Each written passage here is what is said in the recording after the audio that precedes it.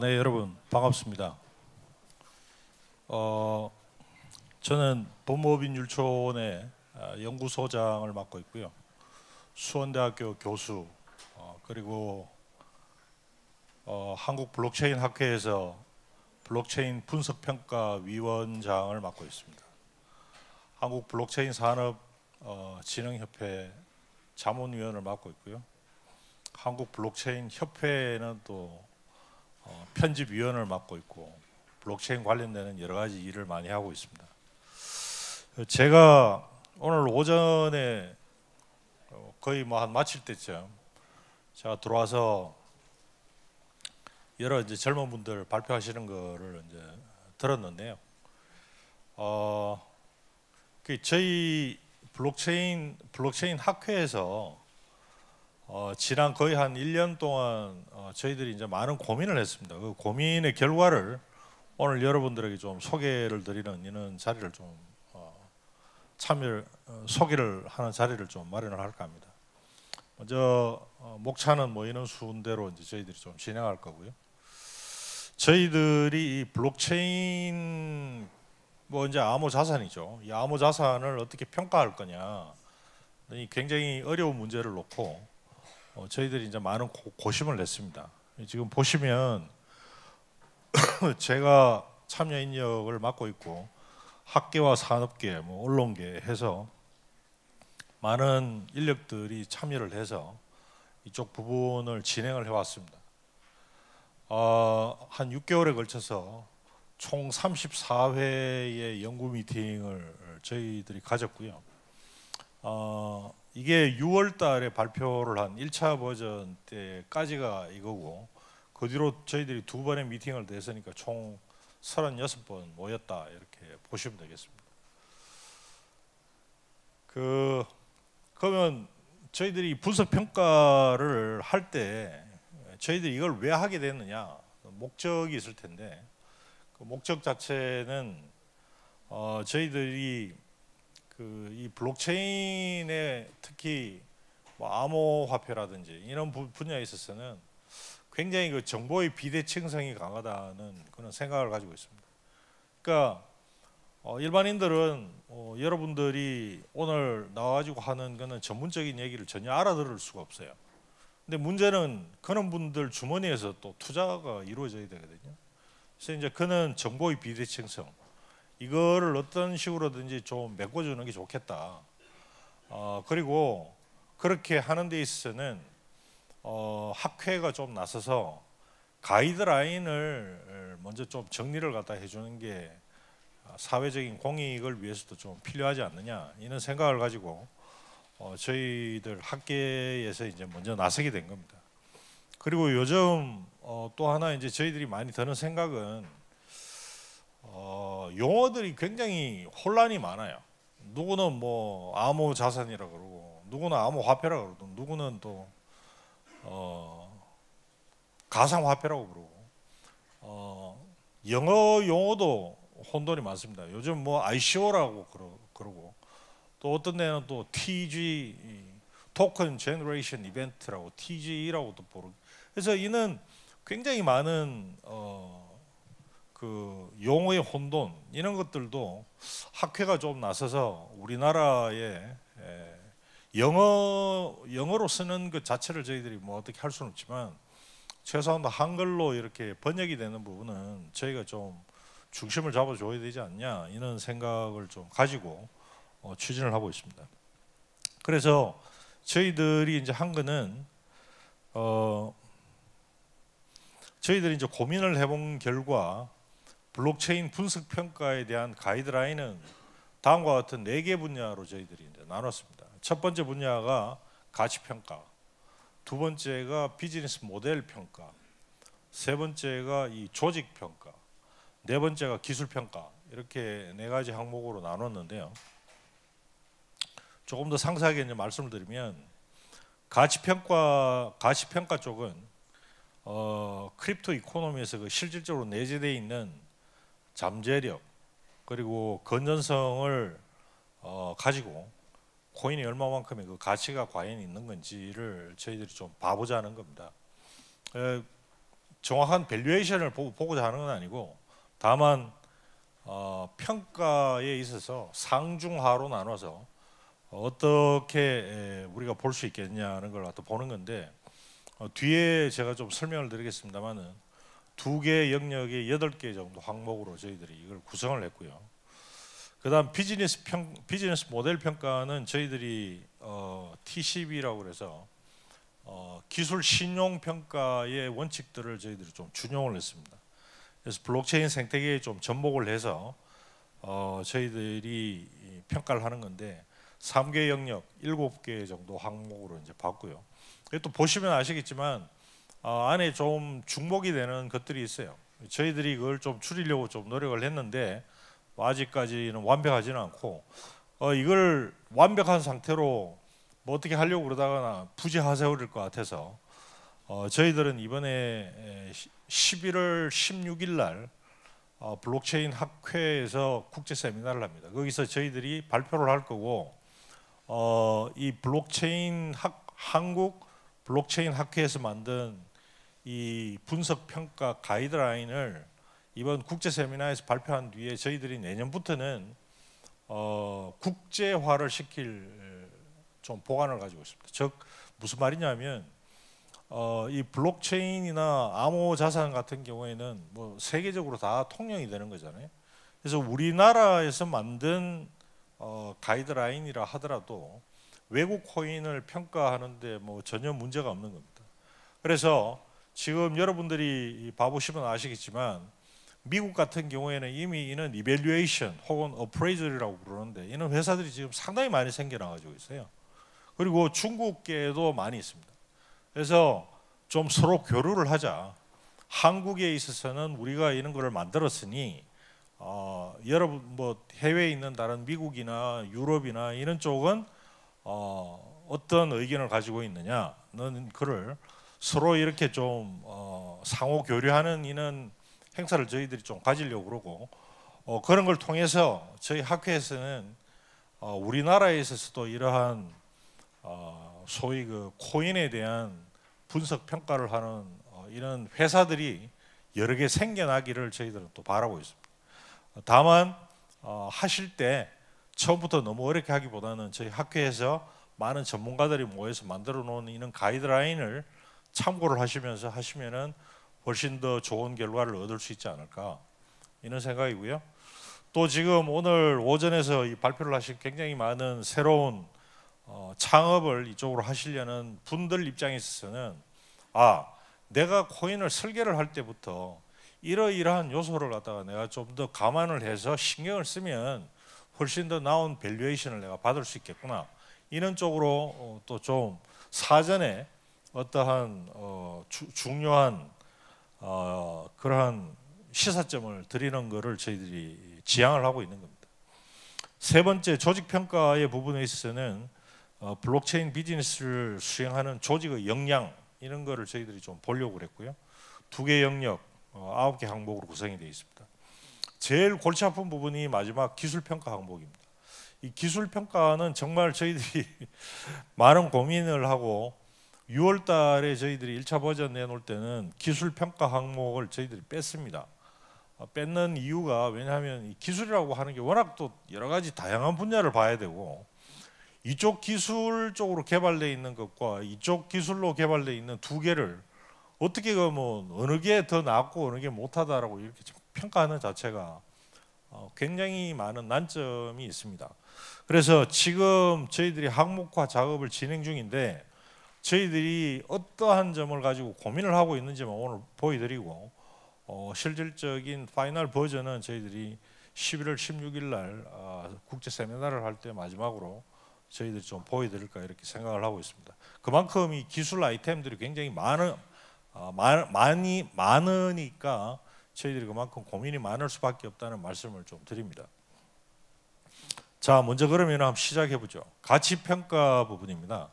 가치평가는 크게 토큰 디자인 구조와 토큰 세일 구조 이렇게 2가지 큰 항목으로 나눠져 있고요. 토큰 디자인 구조에 있어서는 여러분 좀 흐릿해서 잘 보이실는지 모르겠습니다. 아마 이 자료는 저희 어디 올려드린다고 그러셨죠, 위 대표님? 네. 그래서 뭐 나중에 이건 퍼블릭 인포메이션이니까 나중에 올려드리면 여러분들이 활용을 하실 수가 있겠습니다. 먼저 이제 저희들이 토큰 디자인에 있어서 제일 중요하게 보는 것은 통화 정책입니다. 용어 자체가 통화라는 용어를 사실 저는 쓰는 걸 별로 좋아하지는 않는데, 왜냐하면 정확히 얘기하면 이게 화폐 통화 이런 거는 아닌데 어찌 됐든지 토큰 정책이다 이렇게 보시면 되겠습니다. 결국 토큰이 공급 형태가 고정적인 토큰 형태냐, 아니면은 점점 갈수록 발행량이 늘어나는 형태냐, 아니면은 버닝 조항이 있어서 갈수록 토큰 공급이 줄어드는 형태냐, 이런 쪽을 이제 저희들이 보는 거고요. 그다음에 두 번째가 토큰의 수요처가 확보가 되어 있느냐. 이건 1차 버전에 없는 건데 저희들이 2차 버전에 집어넣은 겁니다. 즉 토큰의 수요처가 많은 경우에는 명확히 없는 경우가 굉장히 많아요. 근데 토큰의 수요처가 얼마만큼 명확하게 있느냐, 명확하게 있을수록 훨씬 더 높은 밸류에이션을 줄 수 있겠다 이렇게 생각을 하고 있습니다. 그리고 그 다음에는 하드와 소프트 캡인데요. 필요 자금의 산정이 얼마만큼 적절하냐, 이 부분을 저희들이 좀 따지고 있고요. 그 다음에 그 필요 자금 대비해서 얼마나 소프트 캡과 하드 캡이 적절하게 돼 있느냐. 그리고 마지막으로 이것도 1차 버전 때는 없었는데 저희들이 이제 집어넣은 겁니다. 투자 환불 절차가 얼마만큼 명확하게 합리적으로 설정이 되어 있느냐. 그냥 돈 모아놓고 돈을 다 쓰지도 않았는데 뭐 돌려주지도 않고 이런 것보다는 명확하게 하고 그 다음에 남은 돈은 환불을 한다든지 이러한 규정이 들어있는 게 훨씬 더 투명성이 높다 이렇게 저희들이 생각하고 있습니다. 그리고 크리에이티비티도 이제 저희들이 하나 더 집어넣은 겁니다. 이게 뭐냐면 기존 방식이 아닌 새로운 방식의 토큰 디자인을 한 경우는 그러한 창의성, 독창성에 있어서 일정 부분 좀 평가에 반영을 해야 되지 않느냐. 어떤 게 그러면은 창의성이냐? 사실 그 따지기가 힘들죠. 근데 어쨌든 독특한 창의성을 갖다가 좀 평가를 해줘야 되지 않느냐 이렇게 저희들이 생각을 하고 있고요. 그 다음에 프라이스 서포트, 토큰 가격이 안정되는 메커니즘에 대한 좀 고려도 생각을 해야 되지 않느냐 이렇게 생각을 합니다. 왜냐하면 지금 요즘 가면 갈수록 뭐 스테이블 코인이 있는 얘기들이 나올 정도로 코인의 이 가격 등락폭이 너무 심하고 특히나 요즘 뭐 보면은 상장되자마자 얼마 지나지 않아서 뭐 거의 가격이 제로 수준으로 떨어지는 이런 일들이 비일비재하기 때문에 투자자 보호를 위해서도 이 프라이스 서포트 조항은 상당히 좀 중요하다 이렇게 생각합니다. 그리고 발행량에 대비한 리저브 수량이 얼마만큼 있느냐. 이 리저브가 좀 많이 있으면 많이 있을수록, 재단이 리저브를 많이 가지고 있으면 있을수록 재단이 여러 가지 저거를 흡수하는 기능이 있기 때문에 저희들이 볼 때는 발행량 대비 한 30% 이상 리저브를 가지고 있으면 상당히 우수한 코인으로 볼 수 있겠다 이렇게 생각을 하고 있습니다. 그 다음에 두 번째 항목인 토큰 세일 구조를 갖다 보시면 펀딩 구조가 중요하다 이렇게 생각을 하는데요. 펀딩 금액과 참여자 수 외에 이 펀딩에 상당히 이름 있는 명망이 있는 사람들이 얼마만큼 참여를 하느냐는 거를 저희들이 좀 중요한 요소로 보고 있습니다. 그리고 운영진에 대한 보상인데요. 뭐 요즘은 또 운영진에 대한 보상이 굉장히 많이 주는 데가 많아요, 사실은. 근데 이제 그런 것들이 사실 그 코인의 수급을 깨트리는 굉장히 또 중요한 요인 중에 하나거든요. 그래서 과도한 인센티브가 들어가 있는 코인은 다른 투자자들의 이익을 해칠 가능성이 많기 때문에 적절한 그러한 뭐 한 지분율 10% 미만의 코인들이 좋을 것이다 이렇게 저희들이 생각하고 있고요. 투명성, 토큰 자금 용처가 얼마만큼 투명하게 되어 있느냐 이 부분이 또 중요하다고 봅니다. 그 다음 보안, 뭐 걸핏하면 나오는 거지만 아까도 뭐 보니까 어떤 개발자는 해킹 얘기를 했습니다만은 도난이나 사기나 해킹 방지를 위한 보안 수칙 뭐 이런 것들이 들어가 있는 게 저희들이 더 높게 평가를 해야 될 거라고 보고요. 행동 강령, 백서나 웹사이트 내에 윤리 강령이나 행동 강령 자체를 갖다가 좀 집어넣고 있는 게 더 높게 좀 평가를 해야 되지 않냐 이렇게 생각을 합니다. 그리고 지금 여기에는 지금 포함시켜 놓질 않았는데 최근에는 지금 ICO라기보다는 IEO들이 지금 나오고 있거든요. IEO라고 하는 건 뭐냐면 코인을 발행을 하는 겁니다. 미리. 근데 투자자들로부터 어디서 이제 지금은 뭐 프리세일, 1차 프리세일, 2차 프리세일 뭐 이런 식으로 이제 하다 보니까 이게 이제 다단계 판매로 형성이 되는 경우가 많고 그런 것들이 뭐 굉장히 지금 많은 문제를 낳고 있거든요. 근데 그걸 타개하기 위한 방법 중에 하나로 아예 거래소가 자금 모집처 역할을 해주는 겁니다. 그래서 누구든지 사고 싶으면 물론 그 거래소는 그 해당 프로젝트를 자기네들이 대행을 해주겠다는 것은 약속을 해야 되겠죠. 그러고는 누구든지 투자를 하고 싶은 사람은 거래소에서부터 코인을 구매를 하는 겁니다. 그러니까 코인 가격이 처음부터 딱 결정이 돼 있고 그리고 주려고 하면은 거래소에서 그걸 갖다가 돈을 받고 주려고 하면 이미 코인이 발행이 돼 있어야 되겠죠. 그래서 여기서 가치평가에서 또 하나 이제 항목을 하나 더 좀 집어넣으려고 그러는 게 코인의 발행 여부. 코인이 이미 발행이 돼 있느냐 발행이 돼 있지 않느냐. 돈을 모은 뒤에 우리가 코인을 발행해 주겠습니다라는 것보다는 코인을 이미 다 만들어서 돈을 받고 판매를 하는 게 훨씬 더 좋다. 그리고 여러분들은 뭐 복잡한 법적인 부분을 잘 모르시겠지만 미국의 소위 그 증권법에 의하면 이걸 하위 테스트라고 그러는데요. 이 하위 테스트에 의하면은 미래에 내가 코인을 발행해 주겠으니 지금 돈을 달라라고 하는 것은 증권에 해당된다라고 미국에서는 미국 SEC에서는 그렇게 규정을 하고 있어요. 왜냐하면 내가 어떤 프로미스, 내가 어떤 약속을 한 거거든요. 따라서 돈을 준 사람은 미래에 내가 가져가야 될 토큰에 대한 권리를 가지고 있는 거기 때문에 어떠한 형태로든지 권리를 가지고 있으면 그거를 증권으로 본다는 겁니다. 그렇게 되면은 사실 우리나라에서도 이게 증권법이 적용이 되면 굉장히 골치가 아파지거든요. 그래서 그런 면으로 보더라도 사실은 코인을 다 만들어 가지고 그 코인에 탑재가 되는 서비스는 나중에 제공을 하더라도 1차적으로는 코인을 다 만들어서 하는 게 훨씬 더 높은 가점을 줄 수밖에 없다 이렇게 생각을 하고 있습니다. 비즈니스 모델 평가는 앞서 말씀드린 대로 기술 신용 평가 모델을 저희들이 좀 준용을 했는데요. 제일 첫 번째는 시장성입니다. 그러니까 이 코인 이코노미가 지향을 하는 목표 시장이 얼마만큼 명확하게 정의가 되어 있느냐, 이게 이제 굉장히 중요하다고 봅니다. 시장이 명확하게 정의가 되어 있을수록 거기에 따르는 잠재 규모 또한 계산하기가 쉬울 겁니다. 따라서 처음부터 시장이 아주 명확하고 거기에 따라서 잠재적인 시장 규모가 얼마만큼 잘 정의가 되어 있느냐, 이게 이제 저희들이 높은 가점을 줄 수 있는 부분이다 이렇게 보고요. 두 번째는 경쟁성입니다. 경쟁력인데 이 회사가 다른 경쟁 회사에 비해서 혹은 이 코인이 다른 경쟁 코인에 비해서 얼마만큼 배타적인 권리를 가지고 있느냐, 즉 이 비즈니스 모델에 있어서의 어떤 페이턴트, 특허를 가지고 있다든지 이런 경우가 그렇지 않은 경우에 비해서는 분명히 더 많은 가점을 갖다 줘야 되지 않냐 이렇게 생각을 하고요. 그 다음 또 연관 산업, 어떤 산업이든지 간에 독자적으로 돌아가는 건 없겠죠. 반드시 그 연관 산업이 있을 겁니다. 연관 산업이 있다면은 가능한 한 연관 산업이 많이 있는 게 적게 있는 것보다는 훨씬 더 확장성이 크다 이렇게 저희들은 보고 있고요.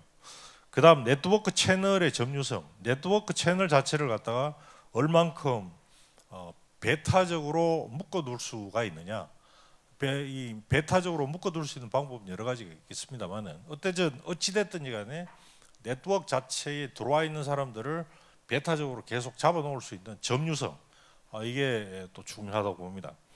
그리고 기타 경쟁력은 뭐 저희들이 생각하지 못한 또 어떤 여러 가지 경쟁력이 있을 수도 있기 때문에 저희들이 항목을 두었고요. 그 다음 시장이 향후의 성장 가능성, 지금까지는 이렇지만 이 시장이 또 앞으로 얼마나 빠르게 성장할 거냐. 그다음에 수직적, 수평적으로 이 시장이 얼마만큼 확장할 가능성이 있느냐 이런 거를 한번 따져봐서 확장 가능성이 크면 클수록 보다 더 비즈니스 모델 상에서는 가점을 줘야 되지 않냐 이렇게 생각을 합니다. 자, 그리고 이제 조직 평가인데요. 조직 평가는 크게 조직 역량, 수행 역량, 도덕성 이렇게 저희들이 봤습니다. 제일 첫 번째 조직 역량은 뭐 아무래도 어드바이저들이 이제 얼마만큼 유명하신 분들이 어드바이저로 참여를 하고 있느냐 이 부분을 좀 봐야 될 것 같다 이렇게 생각이 되고요. 그 다음에는 그 개발을 하는 도메인 엑스퍼트가 전문가들이 얼마만큼 팀에 많이 들어가 있느냐. 그 다음에 테크니션도 원천 기술을 갖다 보유하고 있느냐, 하지 않고 있느냐가 중요하다고 봅니다. 그 다음 캐시플로우도 굉장히 중요한데요. 캐시플로우는 ICO를 투자를 유치할 때까지 과연 생존할 능력이 있느냐 없느냐. ICO가 다 맞춰지는 데까지 시간이 좀 걸릴 텐데, 혹은 뭐 어떤 소프트캡까지 자금을 갖다가 모집하는 동안에 충분히 그 동안에는 뭐 그때까지는 생존할 수 있다는 회사가 최소한도 저희들이 이제 더 가점을 줘야 되지 않냐. 이 많은 경우는 그냥 아이디어 지금 작년에는 그런 경우들이 많았지 않습니까? 그냥 아이디어만 던지고 뭐 되면 되고 말면 말고 그런 시기라면 사실은 뭐 그런 프로젝트는 아예 내놔서도 좀 안 되는 거죠. 그리고 토큰 제너레이션 이벤트 즉 ICO입니다. ICO에 대한 경험도가 얼마만큼 이 팀에 있느냐. ICO를 추진을 기존에 해봤던 팀원들이 얼마나 이 팀에도 들어있느냐가 중요하다고 봅니다. 그리고 수행 역량은 글로벌한 엑스퍼트, 전 세계를 대상으로 한 마케팅이 얼마만큼 좀 진행을 해본 사람들이 있느냐. 그리고 프로젝트 수행의 안정성, 프로젝트 수행에 대한 경험도 또 중요하다고 보고요. 달성 가능한 역량이라든지 개발팀의 인력 구성, 핵심적인 기술적인 그 향상 능력, 특히 이 GitHub의 공개 및 트래픽 이런 것들이 좀 중요하지 않냐 이렇게 저희들이 보고 있습니다. 그리고 마지막으로 도덕성 역량은 자금 집행이 얼마만큼 투명하게 되느냐. 그리고 저는 굉장히 중요하게 보는 게 이 마지막에 이 내부 통제 역량인데요. 많은 경우에는 지금 이 내부 통제가 사실 잘 안 되고 있어요. 그래서 뭐 제가 알고 있기로는 해킹이다 뭐 이렇게 그 얘기된 것 중에 상당 부분은 내부 직원에 의한 이런 것들이 또 많이 있거든요. 그래서 얼마만큼 내부 팀원들을 갖다가 통제를 할 수 있는 이러한 역량이 있는지, 그런 걸 담당을 하고 있는 사람이 그 회사 내에 있는지, 이런 감사 기능을 하는 이러한 사람들이 있는지도 중요하다 이렇게 좀 생각을 합니다. 마지막 기술평가입니다. 기술평가는 저희들이 모두에 말씀드린 대로 사실 참 쉽지가 않아요. 기술평가 쪽을 어떻게 저희들이 항목을 구성을 할지 아직도 결론이 나지는 않은 상태인데, 다만 저희들이 이는 많은 것들을 놓고 지금 고민을 하고 있다는 고민의 흔적만 여러분들에게 좀 공유를 드릴까 합니다. 먼저 기술은 크게 나눠 가지고 핵심 기술과 플랫폼 기술로 이제 저희들이 구분을 하고요. 핵심 기술이라면은 소분류로 세분류까지는 들어가지 않고 그냥 소분류만 말씀드리면 분산 합의 기술이 있고 분산 원장 기술이 있고 트랜잭션 기술이 있고 스마트 계약, 네트워킹 기술, 보안성 기술, 암호 기술 뭐 이 정도로 지금 저희들이 나누고 있고요. 그다음에 플랫폼 기술은 블록체인 구조라든지 암호화폐 플랫폼, 스마트 컨트랙트 플랫폼이라든지 지갑 플랫폼, IoT 플랫폼, 클라우드, 그다음에 플랫폼 연동 기술 뭐 이런 등등으로 지금 저희들이 들여다보고 있습니다. 그 안에 세부적인 항목들은 또 이렇게 많이 있으니까 여러분들이 좀 참고를 해주시고요. 그러면은 저런 많은 항목들이 있는데 저희들이 이제 저 항목들 하나하나를 놓고 뭐 저희들이 이게 기술을 상중하 이렇게 또 따질 수도 없는 거여서 저희들이 또 이제 보려고 하는 거는 ISO 9126 상에 있어서 블록체인 기술 특징을 좀 주의 깊게 좀 보자 이런 지금 생각을 하고 있습니다. 그 중에 있어서 이제 품질 속성을 좀 말씀드리면 먼저 이 블록체인에 관한 겁니다. 블록체인 기술에 관한 거죠. 이걸 이제 보시면 처음에 코스트적 측면에서 보면 블록체인은 중앙 집중보다도 훨씬 더 이제 스토리지가 많이 들어가고 자원도 많이 들어간다. 그 다음에 데이터의 진위 여부 판단에 소요되는 기간이 길고 검증이 수반되는 비용이 크다. 블록체인 시스템이 성공적일수록 유지 보수 비용이 높아진다. 이는 기술적인 특성이 있다는 거죠. 그러면 기술적인 측면에 있어서 높게 평가를 해줄 수 있는 건 뭐냐? 이러한 비용을 어떻게 하면은 가능한 더 효율적으로 줄일 수 있느냐? 저희들이 이제 가점을 많이 줄 수밖에 없지 않느냐? 이런 식으로 이제 지금 저희들이 항목을 만들고 있다는 얘기가 되겠습니다. 그다음 마케터빌리티적인 측면에서 본다면 규모와 보안 뭐 이런 측면에서 엔터프라이즈급 요건을 충분히 다뤄본 인재가 많지 않다. 참 블록체인 산업이 지금 여기 계시는 분들이 많이 이제 실감을 하실 텐데 우리나라에 절대적으로 부족해요. 인재들이 뭐 사업 지금 영위하시는 분들은 많이 공감을 하실 걸로 보고요. 뭐 거의 대학교 뭐 대학원에서 조금만 컴퓨팅만 조금 해본 사람이라면 초봉을 지금 뭐 거의 한 2억씩 뭐 이렇게 줘야 되는 이런 상황이고, 그러다 보니까 요즘은 또 해외 쪽에서 많이들 구합니다. 뭐 인도라든지 인도 쪽은 사실은 어학적인 문제가 있어서 그렇지 우리나라보다는 또 훨씬 더 똑똑하고 그러면서 훨씬 더 싸고 이런 측면도 있죠. 그 다음에 사용자에게 가치를 실질적으로 줄 수 있는 서비스가 별로 없다. 이게 이제 지금 아직 시장에 성공한 컬러 서비스가 킬러 서비스가 지금 아직도 많지 않다는 이런 측면도 좀 저희들이 봐야 된다고 보고요. 하지만 앞으로 도입 절차가 이제 지금 점점 진행이 되면 될수록 지금 우리는 이제 블록체인에 대해서 되게 열광을 하지만 이 모든 것들이 앞으로 붐업 되려고 하면 모든 기술이 그렇다시피 앞으로 한 5년에서 한 10년 정도 세월이 걸릴 거다 이렇게 좀 생각을 합니다. 그리고 이 적합성인데요. 적합성은 테스트를 통해서 이 적합성 여부를 좀 판단을 해야 되는데 뭐 예를 들어서 사용자 인정 권한 제어의 강력한 관리가 필요한 분야에는 블록체인이 적합하지 않다는 거죠. 그다음 실시간 데이터 처리와 대용량 정보를 다루는 분야에도 블록체인은 사실은 맞지 않다. 높은 수준의 안정적 기술 지원이 필요한 분야에도 블록체인은 많지 않다. 보안 위조 합의 정합성 등 이런 것들이 요구가 되는데 역설적으로 믿을 수 있다면 블록체인 기술이 왜 필요하느냐 이런 얘기가 되겠습니다. 그래서 다시 말씀드리면 방금 말씀드린 대로 여러분들이 뭐 개발하고자 하는 분야가 사용자 인정 권한 제어에 강력한 관리가 필요한 분야를 나는 태클하겠다 이러면 처음부터 굉장히 사실은 성공하기 힘든 분야로 들어가고 있는 거다 이렇게 이제 볼 수가 있다는 거죠. 그다음에 펑셔널리티 부분에 있어서는 또 블록체인의 그 한계는 현재의 블록체인 기술은 다양하고 복잡한 비즈니스 시나리오 요구사항을 충족시킬 수가 없어요. 그래서 첫 번째 지금 제일 첫 번째 좀 더 세부 항목으로 들어가서 보시면 퍼블릭 블록체인의 경우에 우리가 메인넷이라고 이제 많이들 얘기를 합니다만은 메인넷 가지고 뭘 다 할 수가 없어요. 왜냐하면 메인넷이 프로그램이 뭐 아무리 강력하다 손치더라도 뭐 우리 다 아는 거지만 모든 비즈니스 필요에 그거를 거기다 다 담을 수가 없어요.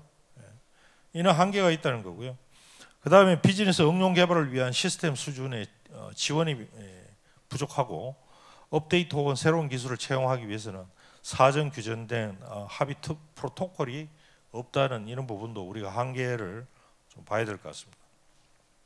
그 다음에 퍼포먼스 측면에 또 이제 저희들이 좀 주목을 해야 될 거는 순차 처리 프로세스로 처리 비용이 블록체인은 되게 처리 비용이 높죠. 그리고 참여 노드 수가 증가할수록 트랜잭션 처리 속도가 느려지고 짧은 시간에 빨리 변하는 비즈니스에는 따라서 부적합하다. 병렬 처리 등을 통한 최적화가 어렵거나 불가능하다는 부분을 그 기술 평가 항목에서는 좀 봐야 되겠다는 거고요. 시큐리티 측면에 있어서는 동일한 정보를 분산 저장하는 특징 때문에 정보 유출 측면에서는 오히려 리스크가 더 증가되는 측면이 있다는 거고, 그 다음에 스마트 계약 알고리즘의 논리적 허점을 이용한 해킹이 가능할 수도 있다. 가장 취약한 노드로 전체 시스템 공격이 가능하다. 그리고 위험과 보안, 접근, 관리 측면에 있어서 풀어야 될 숙제가 아직도 굉장히 많다. 개인 키를 분실하거나 이는 도난당하는 경우에 보안 수단이 없다. 이런 측면을 좀 봐야 될 것 같고요. 마지막으로 어베일러빌리티를 보시면 블록체인 한계에 따르는 네트워크의 과도한 부담은 거래 처리 지연 및 거부 사태로 확대될 가능성이 있다는 거고, 뭐 잘 아시겠습니다만 51% 어택이 이루어지면 거짓이 진실로 바뀌어질 수 있다는 이런 부분도 기술적인 측면에서는 좀 봐야 될 거다 이렇게 보고 있습니다. 그리고 유저빌리티 측면에 있어서는 이게 참 사실은 좀 골치 아픈 건데, 일단 승인이 돼서 블록에 기록된 거래는 취소나 정정이 이제 불가능한 거죠. 근데 이게 자본시장 앞으로 저는 이렇게 생각합니다. 이 블록체인이 앞으로 오늘도 굉장히 많은 분들이 발표를 하셨지만, 저는 제 개인적으로는 이제 앞으로 계속 블록체인 분야가 발전해 나갈 방향은 금융이라고 봅니다. 금융. 그래서 앞으로는 주식과 결합이 되고요, 채권과 결합이 되는 이런 형태로 계속 나갈 걸로 봅니다. 하나의 비근한 예를 들면 뭐 최근에 한 달 정도쯤 됐는데요, 월드뱅크에서 최초로 이더리움 기반의 채권을 발행을 했어요. 그리고 최근에는 이제 보면은 여러분들이 ICCO라고 부릅니다. Initial Convertible Coin Offering이라고 그래서 이 코인을 가지고 있다가 내가 원하는 경우에는 주식으로 전환을 하는 겁니다. 그러니까 코인 자체가 주식이 되는 거죠.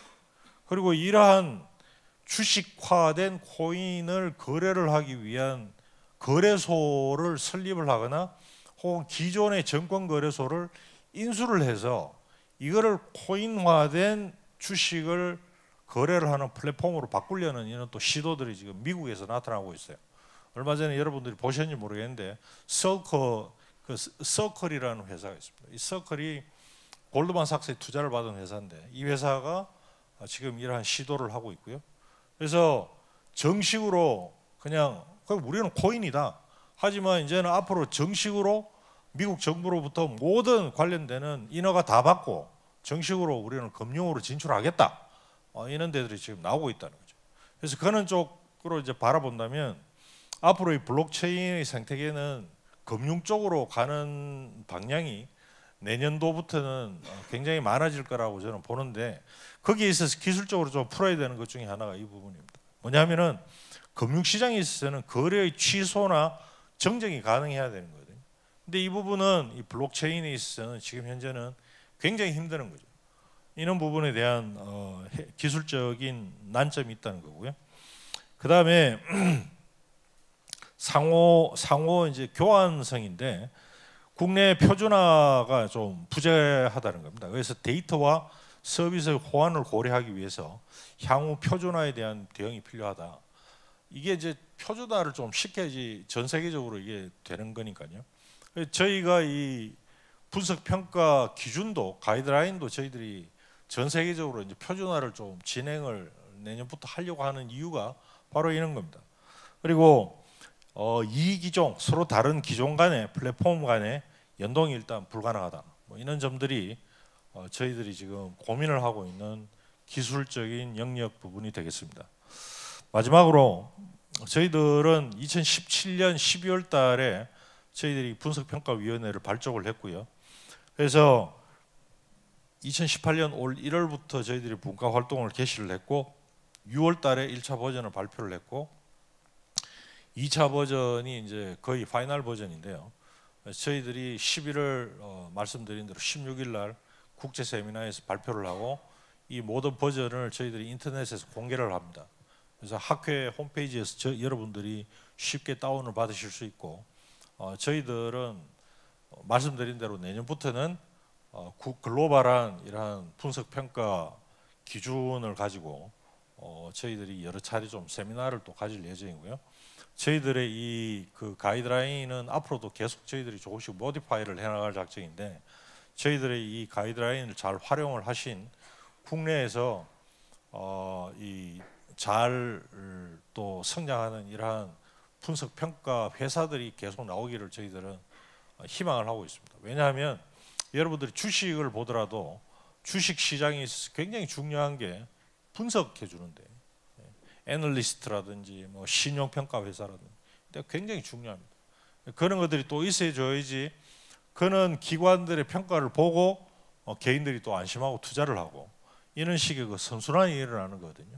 지금 보면 뭐 완전히 묻지마 깜깜이 투자 이런 식의 그 악순환이 거듭되다 보니까 시장이 지금 신뢰성을 잃는 굉장히 중요한 부분이 되고 있지 않냐 이렇게 생각을 합니다. 다소 두서없이 빨리 말씀드렸는데 경청해 주셔가지고 감사합니다.